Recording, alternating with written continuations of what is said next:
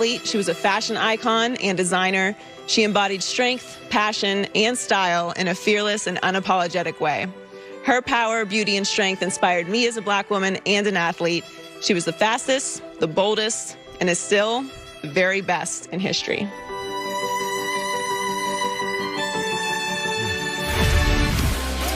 Powerful words from our friend and our colleague Joy Taylor. All right, we got to move on to the still baffling idea that the Seattle Seahawks could move Russell Wilson. And just the thought of that had a third of the league calling them up. So what is the asking price for Russell Wilson?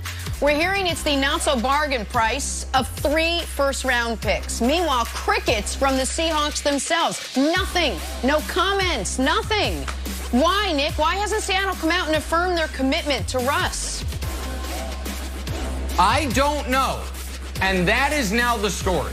The story is not that a third of the league wants Russell Wilson. Listen, let me call up Jay Glazer real quick. Jay, how many teams would trade for Russell Wilson?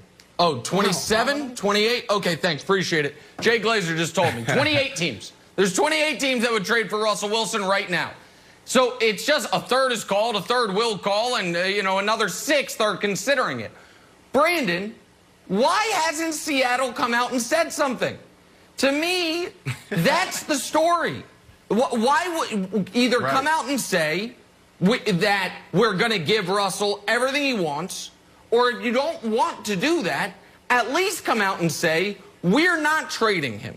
Listen, we know Russ has some issues with some things within the organization. We're going to talk to him. We're confident we're going to get it fixed.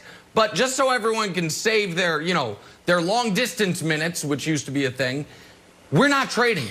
The silence to me, Brandon, is now the story more than the fact that, hey, spoiler alert, the Broncos might want him. Yeah, of course the Broncos want him. But why hasn't Seattle come out and said they're not trading him? Why? Yeah. Well, why? It's because they don't believe in the style of football that Russell Wilson wants to play. Look, I'm a smart guy, and I consider myself kind of savvy. I sit back and watch.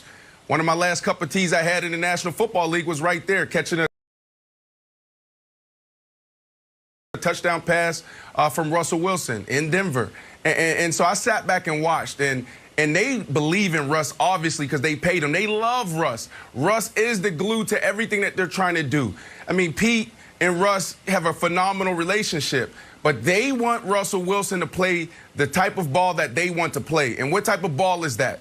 That's run the ball. That's take big play-action shots. There's no mid-range game. He's not getting the ball out quick, which is one of his arguments right now. Is like, I'm tired of getting hit. Since I've been in the NFL, I've been the most brutalized quarterback in the National Football League. And they want him to play hero ball. What is hero ball? Well, look, most games are decided by 3 to 6 points in the National Football League. So they think that if they play good defense and they can play that style of offense, Russell Wilson will pull it out in the end. That's what they think they will happen. Russell Wilson, 2-minute drill, go win the game with a minute left on the clock. And I don't think Russ wants to play that way anymore. You got to think about who Russ is. Russ is a legacy guy. Russ is a guy that wants to accomplish things at an extremely high level. He's sitting back watching Tom Brady stack up the championships and put more rings on his finger. He's watching Patrick Mahomes. He's paying attention to First Things First and all these other talk shows talking about who's the greatest quarterback of all time and who's the greatest quarterback now and what are these guys doing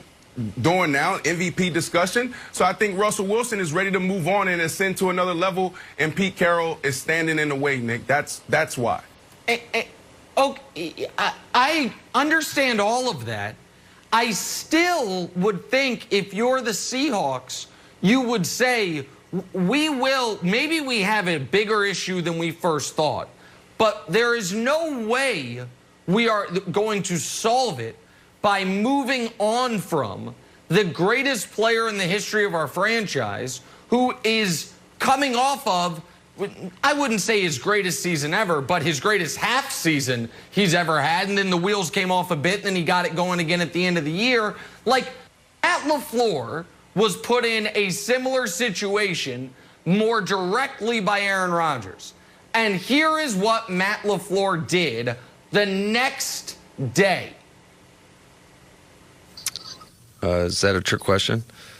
Absolutely. There's no doubt about it. I mean, you're talking about the guy that is going to win the MVP of the league. Like, we're not in this position without him. So I couldn't be happier with just not only his performance, but how he led our football team, all the little things he does within that locker room to ensure that everybody is locked in, focused, ready to go. So, yeah, absolutely, he will be here for a long time. I know I said that before, but for a long time. It's not hard.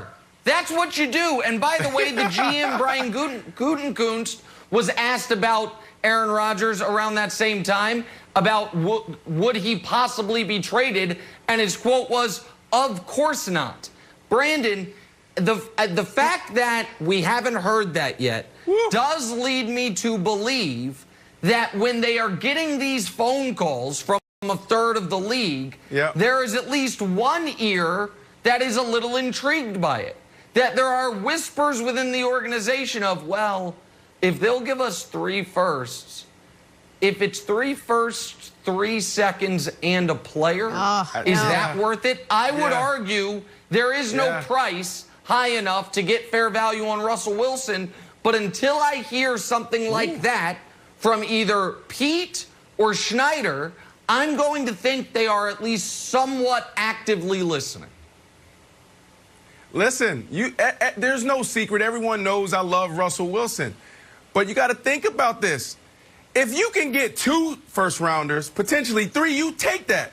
I love Russ, but what does he have? You know, he may get mad because he's a guy that came out as well and said he wants to play until he's 40 and 40+. Yeah, but Jenna, what do you got? 5 more years out of Russ?